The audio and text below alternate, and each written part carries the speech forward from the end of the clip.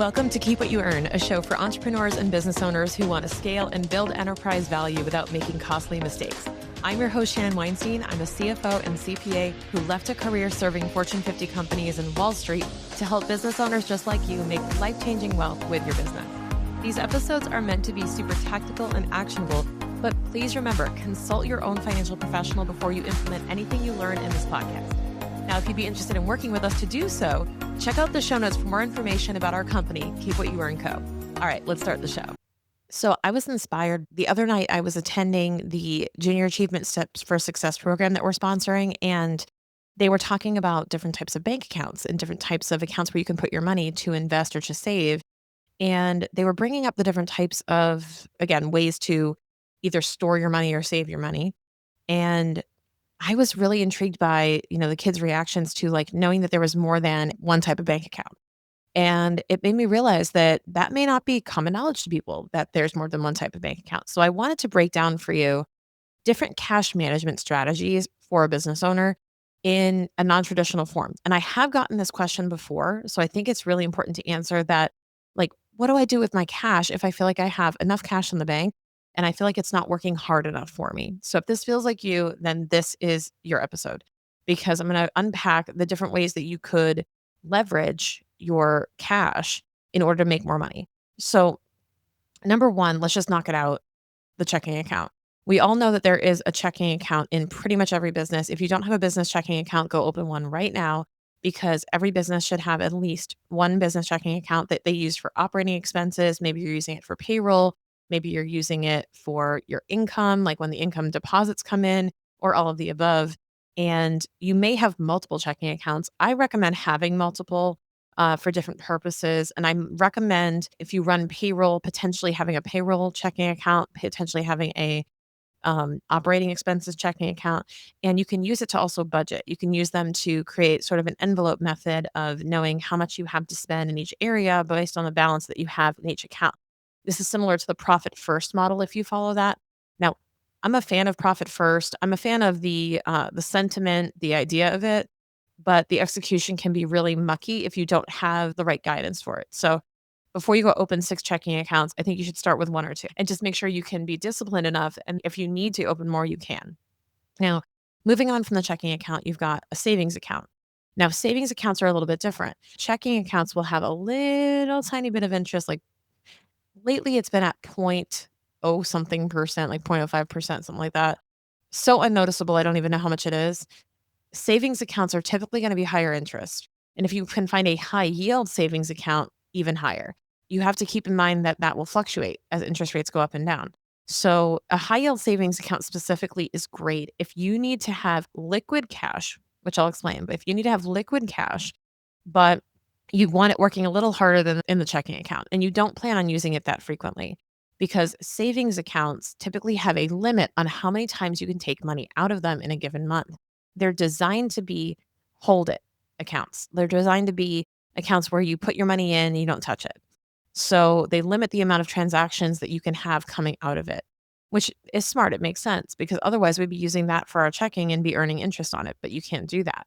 So a savings account is designed that way for a reason. Now, when I say liquid cash, and I want you to think of it this way, if you don't understand liquidity, liquidity is how fast you can convert something to cash. So I always kind of say liquidity is almost like snow in your hand, right? When you have snow, it's kind of frozen. And then as it touches your hand, it becomes liquid. So I think of that and say, how close to liquid is it? How close to cash is it where you can then use it and move it more easily? So I think of cash flow. I think of flow, fluidity, liquidity. And that's an important concept to understand, that if you have liquid cash, it means that you have cash that you can transact with. If you have things like stocks and bonds in the market and investments, those are not liquid because it will take you a couple of days to turn it into cash. So you think about the snow or ice, it's going to take some time to become liquid. So it's not high liquidity. So you have to think about this. Now, when you have a savings account, you can have that in your business, and it's great for liquid cash if you know you're going to need it for, say, big inventory purchases or tax payments. This is the type of account I recommend you use for your tax savings. I recommend everybody have a high yield savings account in their business to set aside for tax savings. Hey, it's Shannon, and I wanted to remind you that the love language of podcasters is reviews. If you wouldn't mind taking a couple of seconds just to leave us a review if you're enjoying this show, we would really, really appreciate it. Okay, back to the show.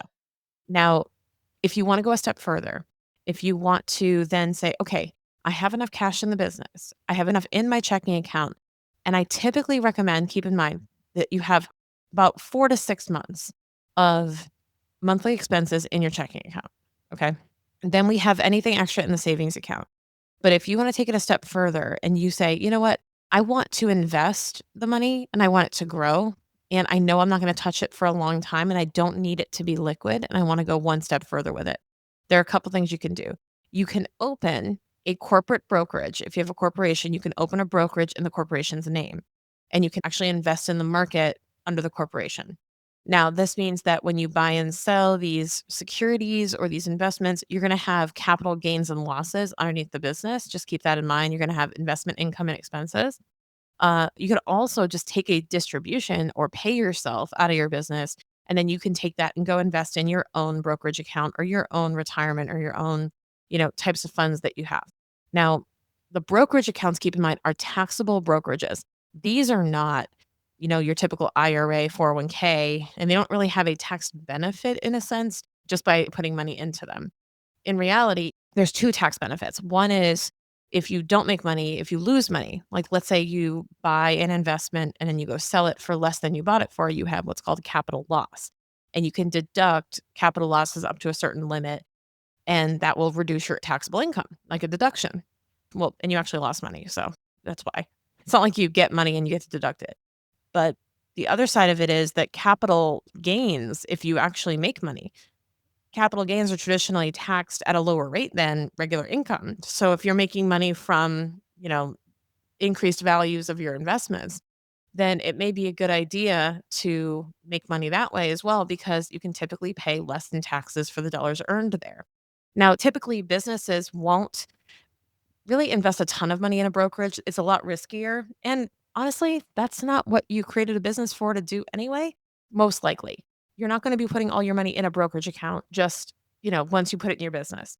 But for some business owners, they do decide that they want to put some excess cash there and have it work a little bit harder because they know they're going to be saving it for a rainy day several years down the line. And they know that they're comfortable putting it in those investments. Now, I do think that at a minimum, depending on where you're at, if you're in your early stages, let's say you're still making your first million in annual revenue, I would probably lean toward the checking and the savings accounts and maybe a little bit in the brokerage, only if it is kind of that set aside money and it's designed for a specific purpose long term. And I would even consider putting it into investments personally if you could, depending on what type of structure you have. So I would keep that in mind as you grow, that there are different channels, different places where you can put your money if you want it to grow over time. And there's different purposes for these different types of accounts, especially in the context of business. So if you take nothing else away, just keep in mind that, checking and savings accounts are key, understanding the difference, but also using that high yield savings account for your tax savings is key as well, because you can actually make interest income off of those funds while you're waiting to pay your taxes.